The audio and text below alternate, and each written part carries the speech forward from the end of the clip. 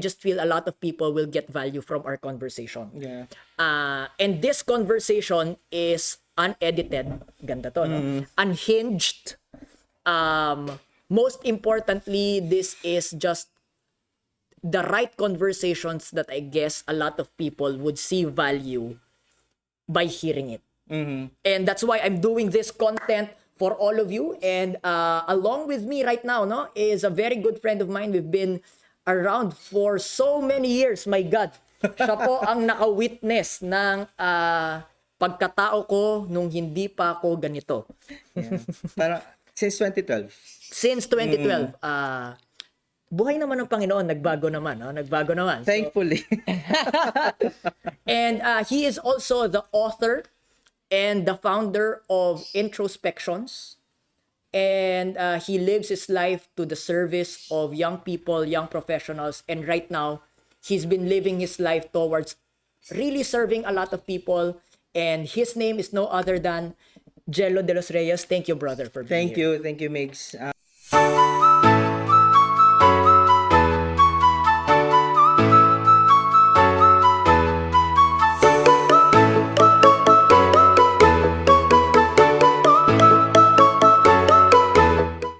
Just for context, for those of you who are tuning in right now, the reason for this is just, we were just having coffee this afternoon, nagkikwentuhan kami. Tapos biglang sabi niya, sayang naman yung mga pinag-uusapan natin, so i-record na lang natin. Agree. Kaya sobrang, this is very spontaneous, kakape lang kami and then he just set it up. So, welcome to the conversation. Coffee sessions, see, ano? But really, one of my vision, brother, is to make people top of mind, best in class, and mission driven. That is always what I would say. I would always say if people want to hit their dreams, achieve their aspirations, the only solution is for them to become better with who they are. And when I say who they are, as a beautiful creation of the Almighty, whoever they believe in, no, you call him God, I call him God. We are all given the necessary tools, the necessary capacity, to achieve greatness. Right. The only question is why not, or what stops us from achieving such, and what principles yung kailangan para ma-achieve nga yung greatness na yon. And that's also what I see unofficially, hindi mo man yan bini-verbalize, but yan mismo yung napapansin ko with your introspections, with your blogs, with your Facebook, with your Instagram.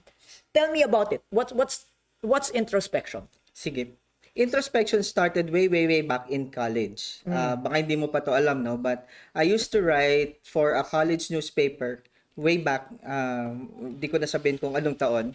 But introspections, ano yan? That's my college column or the column name, no, that I used to write in college. So it's really just a receptacle, a container for my thoughts, my sentiments, all of the things that run in my mind.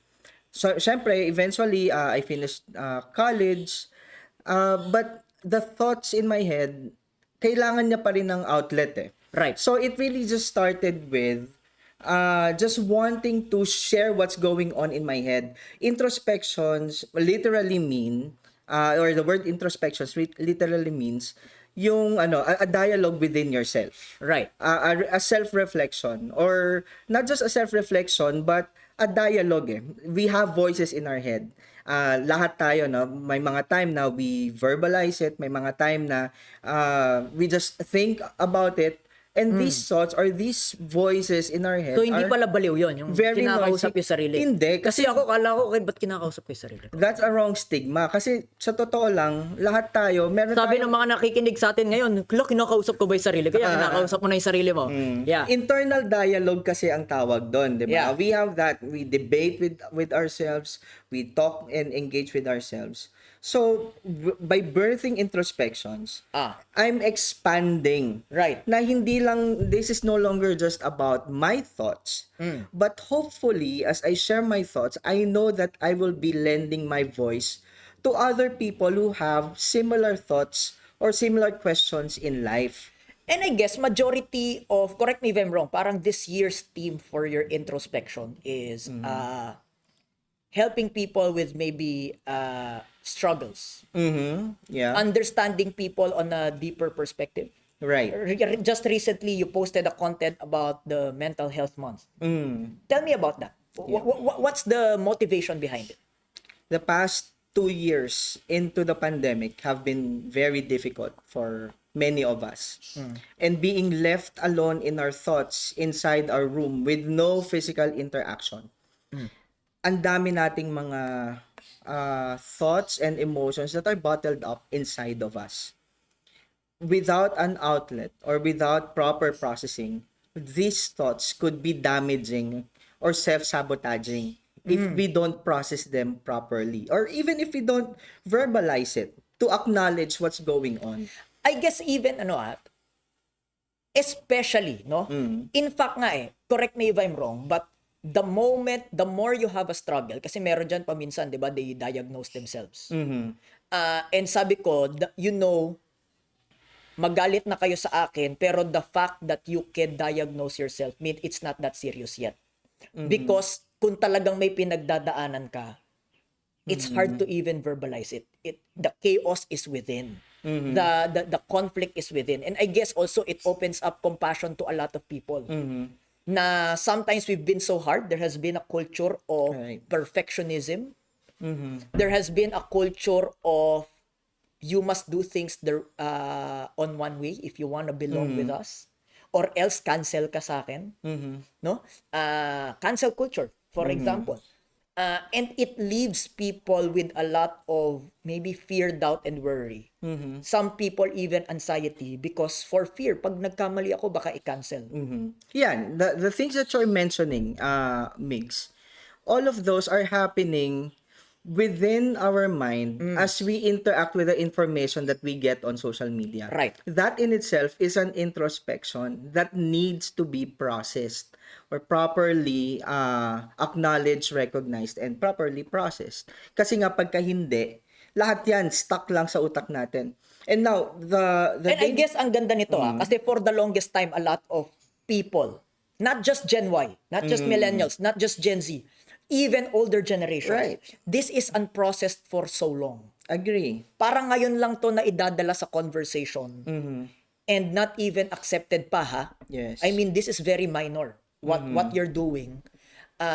But this is a conversation that we need to have.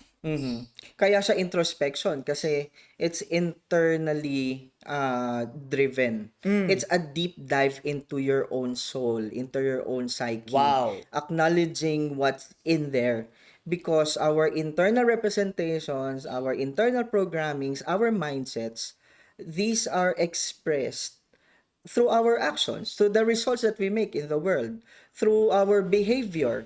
Kaya minsan, without self-awareness, no, ang nangyari, hindi natin alam why we act a certain way or why we decide or why others decide or act a certain way. Kasi it's our character, our behavior is an outworking of our mindset or what goes on in our mind. Introspections is about that. Let's understand what goes on in our mind. Let's recognize the voices in our mind so that when we recognize and hear it for ourselves, no, na ito pala yung nangyayari sa akin, now we will be able to put two and two together. Kaya pala ganito ako mag-act. Kaya pala ganito yung decision making ko. Kaya pala ganito yung pattern of my behavior and results. Kasi ito yung mga internal dialogue that goes on with me. Yeah. And yet here we are, maybe a lot of people so easy to judge. Without understanding there is a lot of unprocessed dialogue. Tama ba? Right. Or a lot of unprocessed that goes on with somebody else's life. Agree. Kaya pala. Mention ko na rin, no, currently, I work as just for a title, no. I work as a life coach for a non-profit organization currently working with students. Yeah, tell me more about that. You've got an extensive experience with young people. Yeah. What has been your realization around that? I started working for the students or with the students in 2014, 2015. And my work with them is more about developing them into next generation leaders or future leaders of society.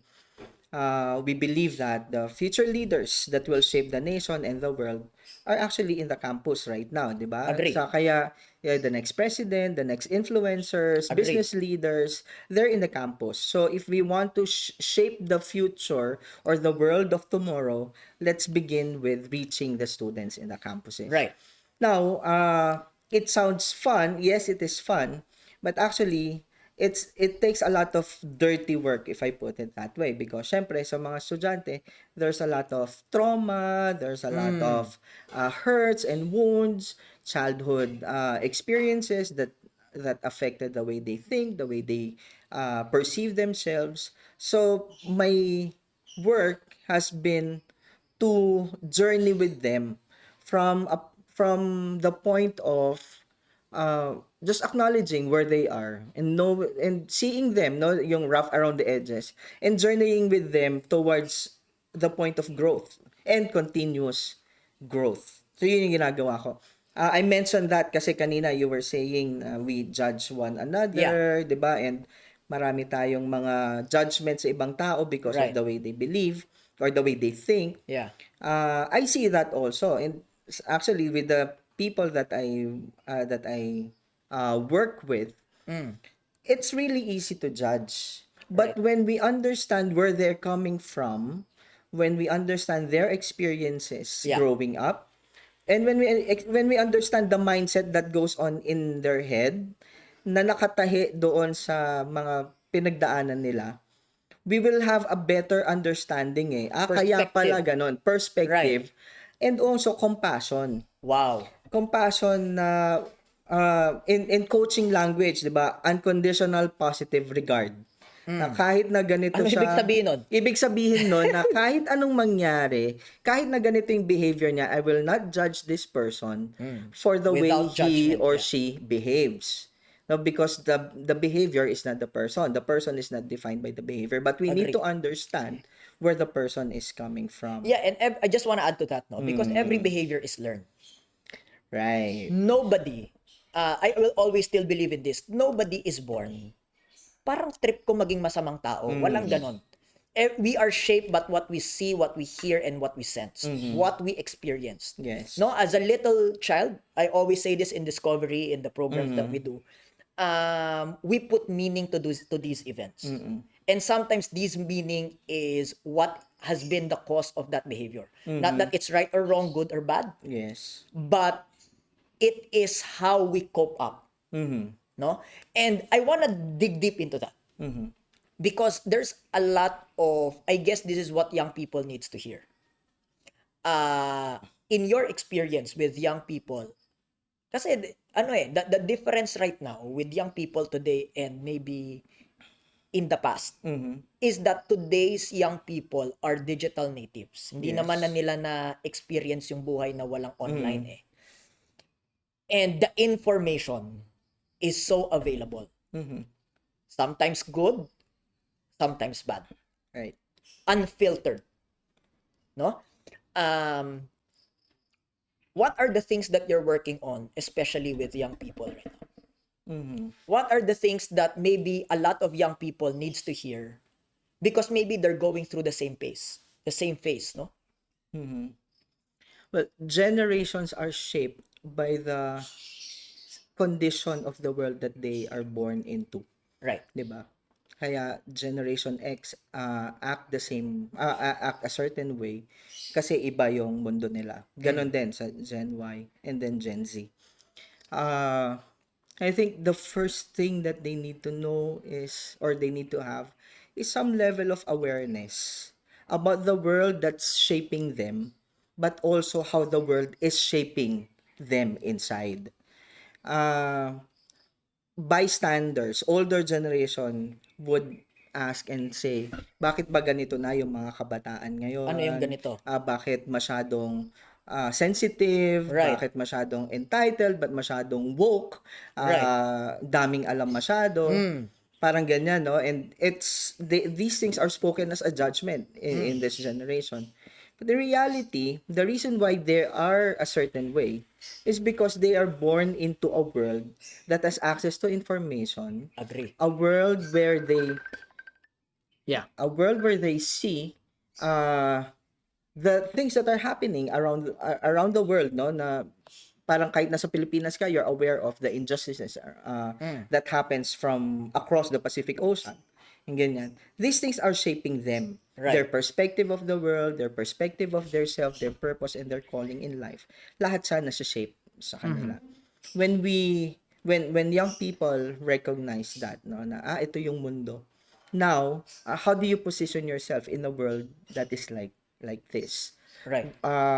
And how is this world shaping you? Because the world can shape you in two ways. It could make you A better a person. better person, or it could affect you in a negative way such that you become a bitter person. Yeah. Di ba? A negative person. So, acknowledge first. And it takes a level of awareness sa mga students or young people that are listening or who might be listening to this. Have a level of awareness, not just in the world, but in your own personal experience. I agree. Ano yung mga pinagdaanan mo? Ano yung mga wound mo? Ano yung mga experiences mo that might be shaping you? Because you don't want to be like a headless chicken running around na I agree. you're just spinning around with no direction kasi hindi mo alam. And I know you could, this might resonate with you. Yeah. The- And in the same way, I just want to add to that. And in the same way, not that your mommy or daddy is bad, but it is also what they know of the world they lived in. Yes, that's how the world has shaped them. Yeah. Also, And anong example nito, no? Let's go Philippines. 'Di ba? Majority of the parents right now has lived between 1960s to 1970s. And what is happening in the 1960s to 1970s that until today they are still holding on to. Bawal lumabas ng gabi. Delikado sa labas. Right. Pagpasok mo sa school or pagpasok mo sa trabaho, umuwi ka na. Bakit? We gotta understand at these times there's martial law. Yeah. And there was really war outside. There's really some conflicts outside and it's really dangerous at that time. No? Yung mga grandparents naman who lived in the 1940s, no?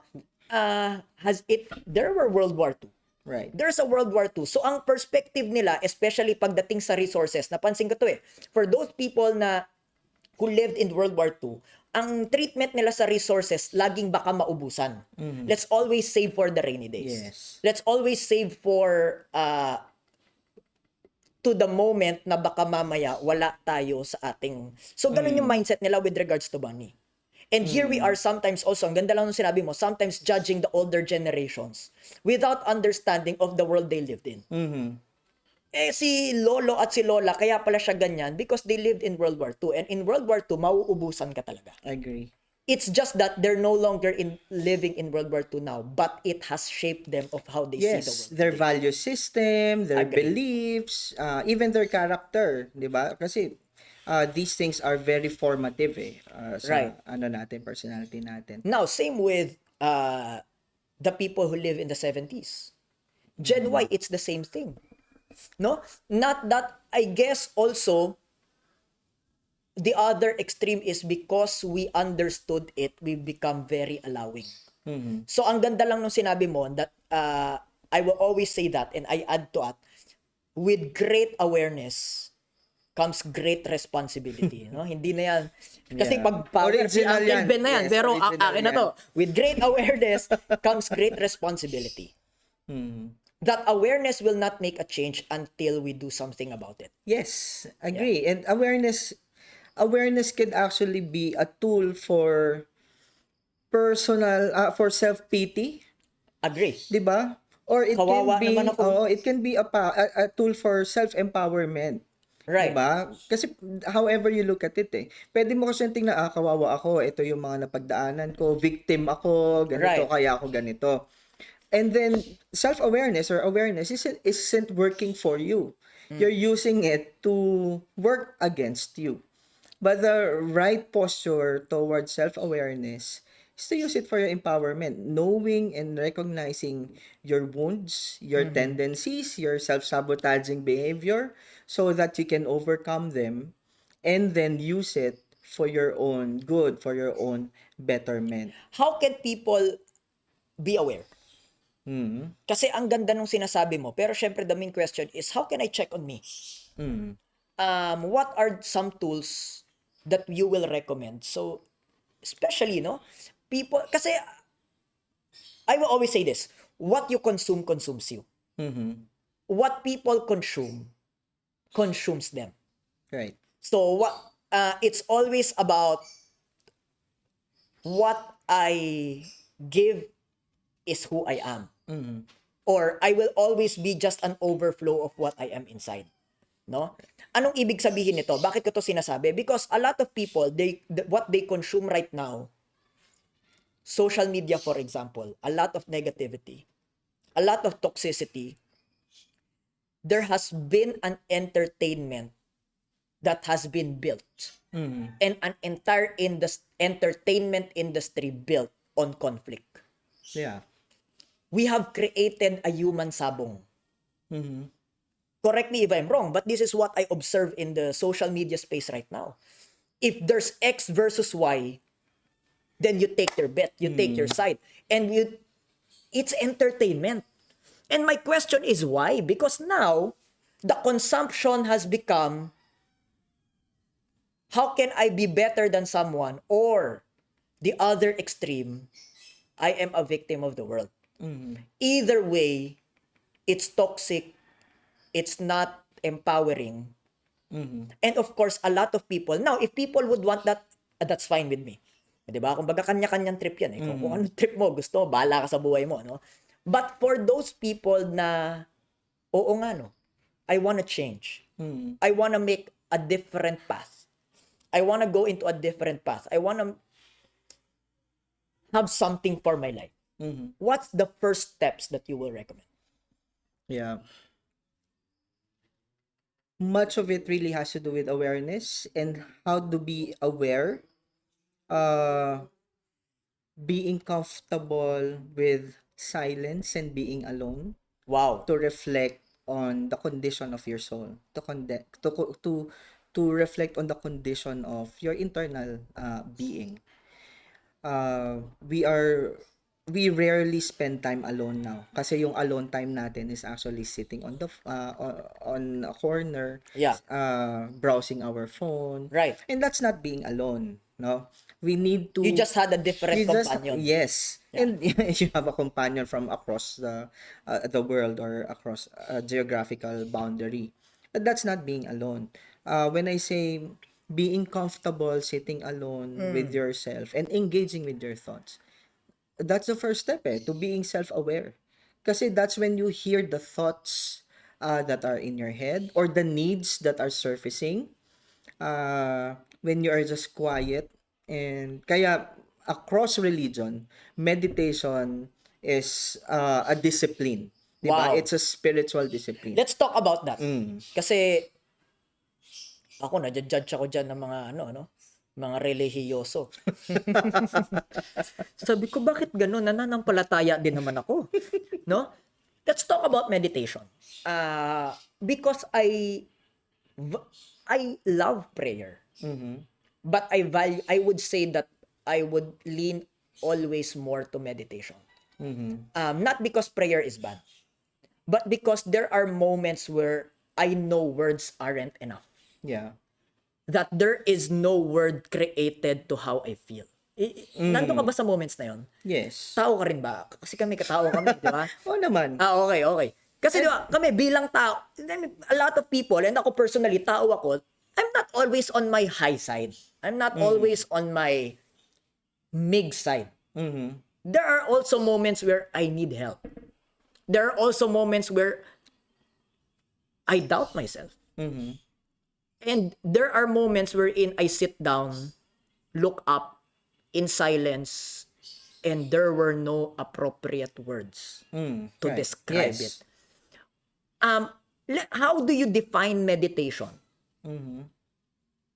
That is, I mean, you have a Christian ministry experience. How would you define meditation for all people na inclusive of Christian ministry with your Christian ministry experience? Na kasi ang judgment around meditation is it's just self-help, who stuff, new age. Hindi po ako new age. So, klaruhin ko lang. Oh, naniniwala po ako sa Panginoon, no? And I just put so much value in meditation. Yeah, can you put context to that? Well, in the Christian context, no, meditation, the picture of meditation is ruminating on something, eh. Ibig sabihin ng ruminating, parang you're feeding on something. Yung ruminating kasi is a term na parang sa mga cattle, yung mga baka, na lagi silang ngumunguya, di ba? Kasi when they feed on something, on grass, yung stomach nila kasi, I think, 4. So, pagka nilunok nila yon, iluluwan nila ulit hanggang sa mapiga ng mapiga yung tawag dito, yung nutrients from that. So parang that's one of the picture of meditation. But I think across the spiritual sphere, no, across spirituality, the idea for meditation is the same in terms of it's emptying yourself so that you can receive. Right. 'Di ba? Emptying yourself so you can receive. So if you're a Christian, it's emptying your mind of anything else. It's emptying your heart of anything else, your concerns that are that bother you, your anything, so that at that moment you can receive from God. Because we can receive from God, whether that's through word or from through our quiet moments of solitude. Tapos we hear Rhema word from God. Rhema or parang yung mga fleeting dialogue na you know na it's from God. You can't receive unless you empty yourself at that moment. Saka hindi ka makakarinig kung ang ingay mo. True. Diba? Sabi ko, dasal ka ng dasal, kaya hindi mo makuha yung sagot kasi ang ingay mo, tahimik tayo minsan. Yes. Yeah. So, sa akin, no, personal ko na, na practice, when meditating, I listen to myself first. Kamusta ba ako? Saan ba ako? Ano ba yung nangyari sa akin? When I sit in the morning with my eyes closed, when I sit in the morning with my eyes closed, what are the first thoughts that come to my mind? What are the concerns? What are the needs? So that I would know, nasaan ako? Kamusta ba ako? And then, because I'm a Christian, that's where I ask God or bring them to God so that God can meet me where I am. So, that's me speaking as a Christian. And that helps a lot in terms of me being self-aware. Kasi naririnig ko yung sarili ko eh. Naririnig ko yung nangyayari sa akin. So that when my triggers come, I get triggered. Emotionally, mentally, I get triggered by different things. So that when I get triggered, I understand why I am being triggered by something. Kasi in tune ako, integrated ako with myself. Wow. In tune ako sa subconscious ko. Alam mo yun? In tune ako sa soul ko na, okay, ito yung mga naka-embed sa pagkatao ko. Na kapag hindi ako aware, magugulat ako, nagla-lash out ako sa mga tao. There are certain jokes, di ba, that are soft spot for us. Tapos pag hindi ka aware, bakit na-joke dito? lang pero nabuisit. True. Di ba kasi, ba't itong joke na to hindi ka napipikon? Pero dito sa joke na to, galit ka. Pagka hindi ka aware kung saan nanggagaling yun, di ba, lagi kang matitrigger. So, awareness of your trigger is actually anchored on awareness of your wound and awareness of what goes on inside of your soul. Yeah. Napakaganda, no? Meditation. I really love that. One of the things, dagdagan ko lang, the practice that I do right now, especially in business, especially in career, is meditation. Because there will be noises outside. Yes. And if I'm not prepared internally, I will be reactive instead of being wise. Now, I don't claim to be wise all the time. But the moments where I feel na parang ang galing ko dun. Do you have that moments na parang, naisip ko yun? Parang, galing. Okay yun Okay yun Correct? Are the moments where I meditated. Okay? And dagdagan ko lang just for the tool and practice, no? The starting point of your meditation is the night before. And I want to share that with you also. The night before. The starting point of every single person's morning routine is the night before. I just recently realized this. Majority of young people, the reason kung bakit late sila magising, not because Hindi nag-alarm. Hindi nag-alarm or because hindi nagising. But because late sila natulog. Yes. So, if you're young right now, lagi kung kung mag-ML ka na rin lang, agahan mo na. Hindi ko na mapipigilan yung tao sa paglalaro. Pero gawin mo 7 o'clock para 11 o'clock ng gabi, tapos ka na. Yes. Itulog mo na yan. Kasi kung alas 2, alas 3 ka natutulog, no wonder ang paggising mo alas 10, alas 11. And that has been very unproductive already. And even if you wake up early the next day, you're not in your best state. Agree. Now, let's start with, yun nga, oras ng pagtulog. Number 2, how did you? And hindi ito na pag-uusapan most of the time, no? How do you sleep? A lot of people are very passive with how they sleep beforehand. You gotta understand what you consume 5 to 15 minutes before you sleep. Automatically, pasok sa subconscious mo. Anong example? Manood ka ng Jeffrey Dahmer. Tapos natulog ka. Promise ko, it's either mapanaginipan mo yan, di ko alam kung may makakarelate, totoo to. Or, pagising mo kinabukasan, pangit yung umaga mo. Or, maybe you're living life kinabukasan worried. Siyempre, paano hindi ka maging worried? Pinanood mo, baka patayin ka, di ba? And it's true for, it automatically joins your subconscious. So, my practice has always been 5 to 15 minutes, I guard it. I will now start to put in an audiobook of meditation maybe, or an audiobook. Ako, ang ginagamit ko ngayon is a Christian meditation that involves parang affirmation. Dinidiretso siya sa tenga ko. So that when I close my eyes, automatic, pag ang narinig ko, I will not leave you nor forsake you. Ang sarap ng tulog ko ngayon. Ang sarap ng gising ko kinabukasan. Then as you sleep, kinabukasan, when you wake up early, you meditate again. Majority of people, kaya pangit yung araw nila the rest of the day, ang una nilang gagawin, they take in their cellphone. Paano kung bad news agad yan? Paano kung biglang may balita, nagkapatayan po sa ganitong kanto? Without them knowing, kahit walang relate sa kanila, yung energetic vibration. Some people will call it spirit. Some people will call it vibe. Some people will call it aura. The energetic vibration na naipasa, negative. Then, masama na yung araw mo, mainitin na ulo mo. Little details that we miss out that affects our entire day. Right. Why meditation practice, no, is important. And I love what you said also. This is a discipline. Yung iba kasi nagpe-pretend mag-meditate pero tulog lang talaga yun ang nakaupo di ba? Di ba? Yeah. And, nakatulog na. Meditation is really that practice to be still. Sabi nga, be still and know that He is God. Or, be still and know. That, and majority, paano ko sabihin to? Majority of people's decision, a majority of life solution is being still. I don't know if you can relate with that, no? Anong ibig sabihin? Majority ng kapalpakan natin sa buhay, nag-react tayo sa isang bagay na hindi natin napag-isipan kasi hindi tayo pumirme. If we could have just be still, maybe make our mouth shut, or maybe did not do anything, that would have created a better choice. What's your take on that? Yeah, I think the concept or the term in the Bible about that is sober-mindedness. Being sober-minded. Madalang ako. Parang Sorry, joke lang. Yung parang, well, ano tawag dito? Literally speaking or describing it, yung hindi ka lasing. 'Di ba? Yung hindi ka in the influence of any negative substance or kung anumang state or condition. So sober-mindedness. It's being grounded, the state of being grounded sa sarili mo.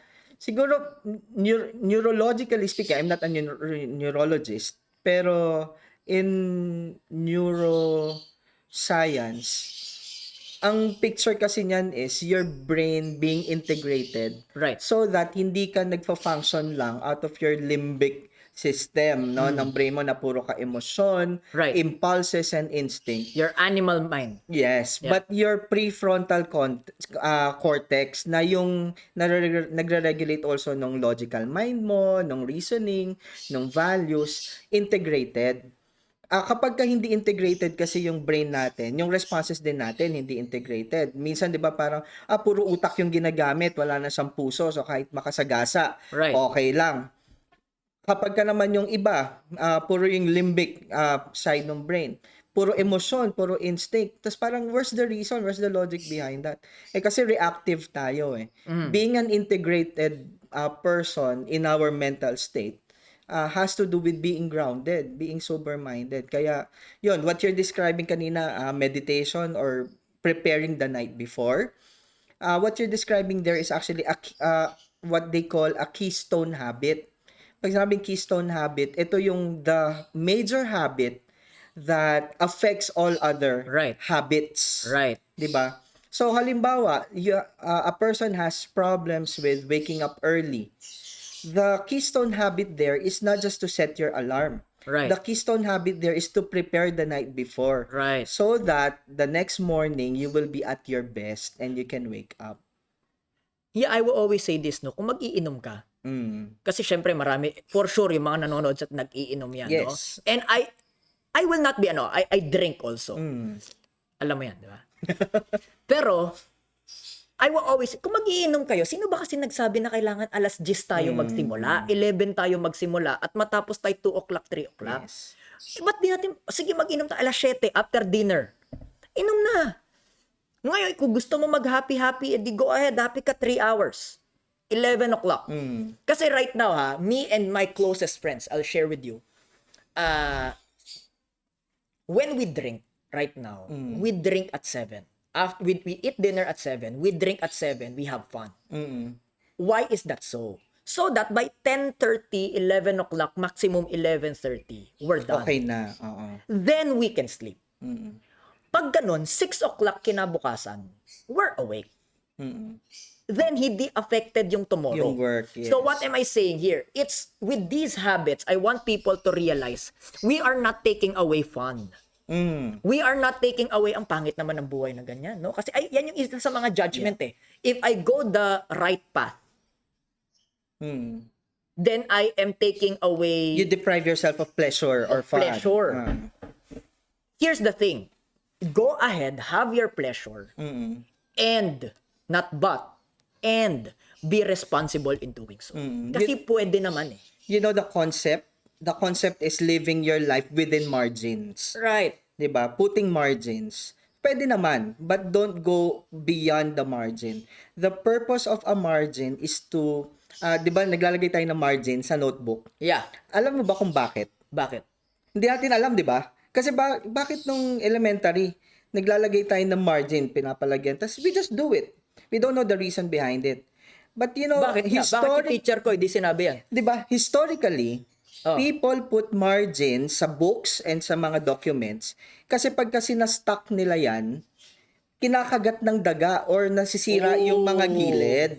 So that by putting margins, kahit nakagatin niya ng daga or ng insects yung gilid, protektado yung nasa gitna. Wow. Hindi mawawala yung importante. So, that's the problem with the way many people live their lives now. They don't put boundaries. margins. Right. Kaya when something eats up, nawawala yung what's important na dapat pinoprotektahan. Right. So, ang ganda nun, no? I want to emphasize that. Awareness and now being responsible about it. Again, without taking away pleasure and fun. Yeah. No? Kasi I guess also young people, not that they're bad people, pero kasi sometimes also they live in an environment of so much restriction. And sometimes culture provides so much restriction without providing the context why. Kaya, bakit ko yan susundin? Para sa akin, bawal lang yan. Yeah.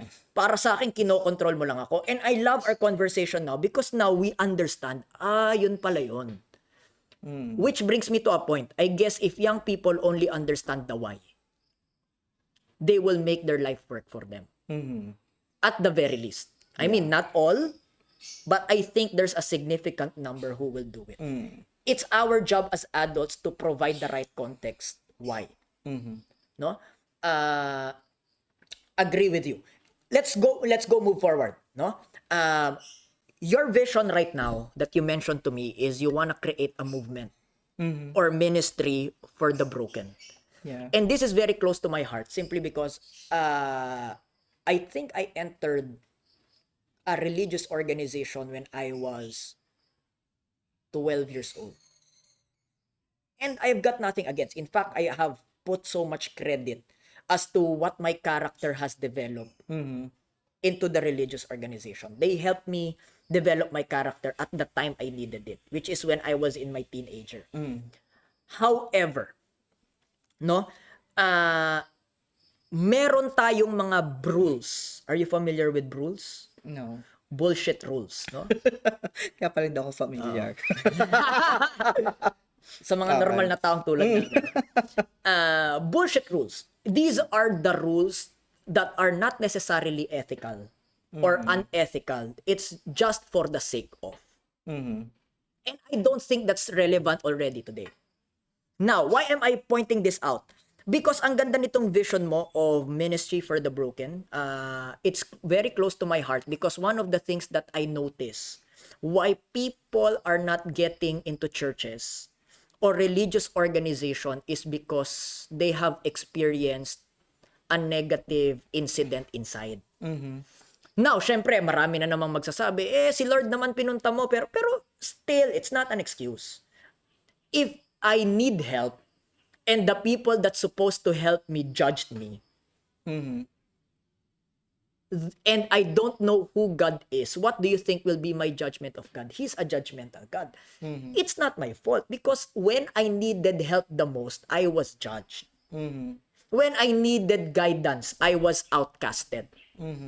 So, and yet, no, many, not a lot, no, syempre meron pa rin naman, but many, maybe religious organization or churches or ministry are still pushing for people to get inside church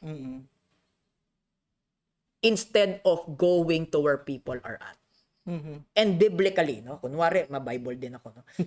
Biblically, sabi nga, no, I don't know specifically the verse, but sabi, I have come to be the hospital for the sick, not for those who are well. I have come to provide guidance to those who need guidance, not for those people who are okay. That's God's mandate. And I love your vision because I think it's bringing that back. Yeah. Where we're no longer a structured organization na this is do this or don't do this. But really, I'm here for you because we're just one and the same. Can you talk more about it? Sige. Maybe I want to jump off doon sa mga observations and comments that you said, no? If Correct you, me kasi baka mamaya mali yung comments ko those comments are valid and I'm sure that there are people who would resonate with that. Yeah. In fact, if that resonates with you, listener, I won't say sorry on behalf of all the Christians in the world, no? Kasi sino ba naman ako? But bakit mo kasalanan yun? Di na ba ikaw kasalanan yun? But I'm sorry that you experienced that thing. No? It's not a good experience. If you were hurt by a church organization or a ministry in that way, you were judged, you felt judged, or ostracized, canceled, or you were forced to conform to a certain standard na you don't understand or you don't particularly agree in kasi hindi mo alam, no, kung ano ba to, bakit may ganito. I'm sorry that you had to go through that and I hope that you will eventually find healing. God can use people, situations, places to administer healing to you. And I hope that when human relationships, even with Christians or in churches, fail you, your relationship with God will always be intact. Now, maybe just to balance that perspective also, na not all Christians or churches naman are like that. Agree. Okay? So, there are, because churches are composed of imperfect people, there are good people, there are people with bad behavior, but they are not bad people. Di ba? But it's just that we really hurt one another because para tayong mga broken glass, no, na when we interact with one another, yung mga sharp edges natin, we hurt one another. So, but still, there are good, there are bad. Hopefully, the good side of Outweighs, it will outweigh the bad. Right. But we don't know based on your experience, depending on your experience. Now about healing for broken or ministry for the broken. I agree, no, kasi si Jesus yung nagsabi nun eh. The context, the biblical context of that is Jesus was seen with drinking and eating with people who were deemed as sinners during their time. Sa panahon Tax natin collectors, ngayon, kasi makasalanan din ako. tax collectors nga yung mga kasama niya doon. Tapos yung mga religious people or the Pharisees, they asked or they questioned, bakit siya nakikihalubilo sa mga ganito? And Jesus said, it is not the well who need doctors, but the sick. Kaya din niya sinabi yun in that context. In the same way, no, we see so much brokenness in the world. Right. And for people like us, we know how to help people journey from brokenness to healing. And God can use not just the church, Right. no, we are talking about the bigger kingdom of God. Ibig sabihin, hindi lang ito yung church, ito yung God can use anything and anyone, even outside of the organized church or religion, to administer healing to other people. Introspections somehow is already starting to move towards that direction. Wow. Kaya puro mga nandun is awareness and healing, and getting anchored on what you said kanina at the start of this conversation, to anchor people in the truth that they are a beautiful creation of God. And being secure of their worth and their identity, as determined not by their accomplishments or not as diminished by their brokenness, but as determined by their creator. It's a set value, and it's a set or a definite identity right at the beginning. Hindi ka pa pinapanganak, nasa womb ka pa lang, you already have that value and that identity and that purpose. But the problem is when people get born into a broken world, Right. we get broken also. We experience damaging experiences that We break absorb. that break our self-image, Right. that break our sense of purpose or our sense of worth. For people like me, my desire is to help people, broken people, go back to and rediscover their worth, their identity as set by their creator. Wow. So, how do we do that? Through conversations, connections, How does that work community. now? Since you want to build this movement, this vision that I'm really excited about, no? And dinideclare ko na yan kasi whatever thou is declared, it will not go back until it doesn't fulfill its purpose. No? So, I'm really excited about this movement. How does that work? Kasi majority of nakalakihan ko, when I go to a structured ministry, for example, it's always about how to be a good person. And wala namang masama. But sometimes, it's always about that. And ang hirap, I don't know if there will be people that can relate with this, na in my humanity, I have to put up that I'm a good person, I'm okay, because that is what's required. But now you're going unconventional, so to speak. Yeah. It's no longer about this is what you should be doing or what you're not doing or the age-old principles, but you're going unconventional that you know what, I can relate, I can understand you, may not be even relate, but I can understand you.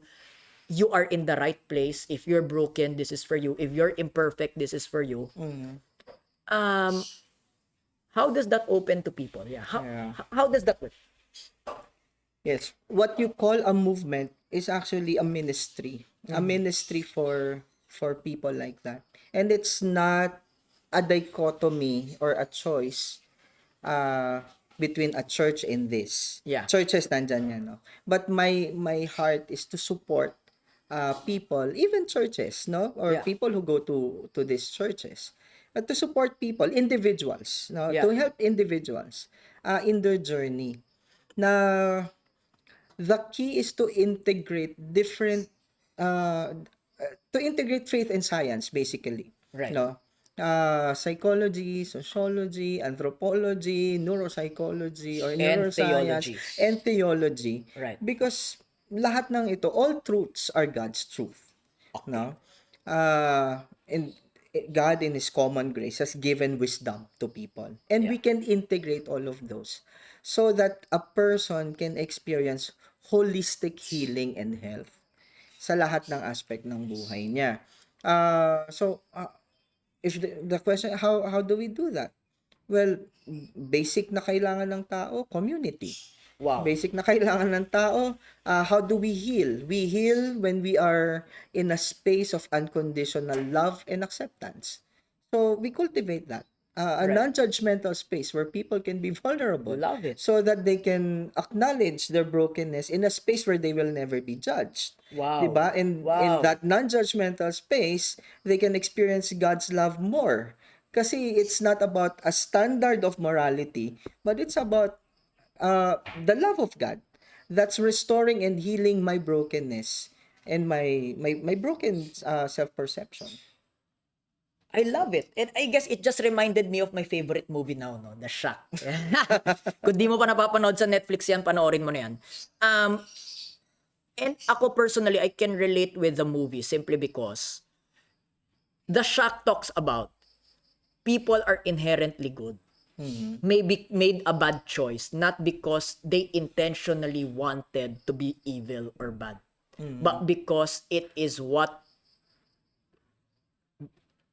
is the for them the best choice at that moment. Because again, they're also imperfect, broken, and in pain. And maybe that the choice was the overflow of their heart. No? And I just love it kasi kung dun, spoiler alert, sabihin ko na, no? Spoiler alert. So, dun sa The Shock, it was mentioned that if you truly experience love, it will be inherently natural for you to be good. It is inherently natural for you to be a good person, to extend grace, to extend forgiveness, to extend mercy, to extend understanding, to extend empathy, to extend compassion, because you are a recipient first. That these are the things na mas maganda na hindi iutos ng hindi natin naiintindihan, pero na gagawin natin kasi tayo mismo nakaramdam. Tayo mismo naka-experience. And I love what you said around it, no? Last but not the least, of course, you attended my program, Discovery.